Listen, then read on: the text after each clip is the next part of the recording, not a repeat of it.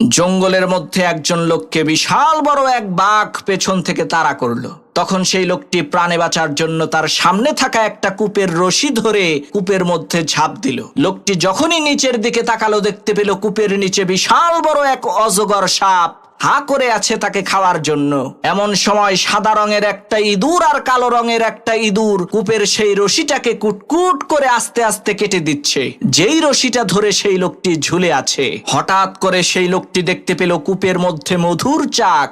লোকটি তার হাতের আঙ্গুল দিয়ে সামান্য একটু মধু এনে তার জিহ্বার মধ্যে দিল। মধুর স্বাদ আর মিষ্টতা কূপের উপরে বসে থাকা হিংস্র বাঘ, কূপের নিচে হা করে থাকা ভয়ঙ্কর ওই অজগর সাপ, সাদা আর কালো রঙের ইঁদুর সবকিছুর কথাই লোকটাকে ভুলিয়ে দিল। প্রিয় ভাইরা আমার, ওই লোকটা আর কেউ না, ওই লোকটা আপনি নিজেই। কূপের উপরে দাঁড়িয়ে থাকা ওই বাঘটা হচ্ছে আপনার মৃত্যু, যা আপনাকে প্রতিনিয়তই পেছন থেকে তাড়া করছে।